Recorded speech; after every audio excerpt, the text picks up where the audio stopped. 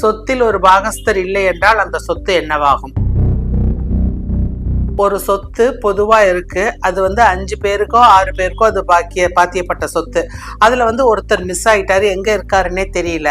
அப்ப மத்த 5 பேர் இருக்காங்க இல்லையா, அவங்களுக்கு அந்த சொத்து வேணும். என்ன பண்ணலாம்? அவங்க என்ன பண்ணணும் அப்படின்னு சொன்னா, நீதிமன்றத்துல பார்ட்டிஷன் சூட் ஃபைல் பண்ணணும். பார்ட்டிஷன் சூட் ஃபைல் பண்ணா நீதிமன்றம் அந்த சொத்தை 6 பங்கா பிரிச்சு கொடுத்துரும். அதுல 5 பேர் இருக்காங்க, அந்த 5 பேருக்கு அந்த சொத்து கிடைச்சிரும்.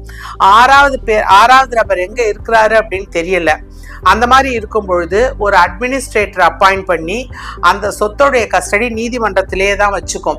அவர் அதுக்கப்புறம் அவருடைய லீகல் ஹேர்ஸ் யாராவது இருந்தாங்க, இல்ல அவரே வந்தாரு அப்படின்னு சொன்னா அவர்கிட்ட அந்த சொத்தை நீதிமன்றம் ஒப்படைக்கும். லீகல் ஹேர்ஸ் யாருமே வரல, தேடி வரல அப்படின்னு சொன்னா, அவர் திரும்பியே வரல அப்படின்னு சொன்னா அந்த சொத்தை அரசாங்கம் எடுத்துக்கொள்ளும். Dear law students and padding advocates, நான் ரேணுகா திருவேங்கடம் வழக்கறிஞர். உங்களுக்கு இதுல ஏதாவது சந்தேகம் இருந்ததுன்னா நீங்கள் என்னை என் தொலைபேசியில் தொடர்பு கொண்டு கேளுங்கள். உங்கள் சந்தேகங்களுக்கு நான் பதில் சொல்கிறேன்.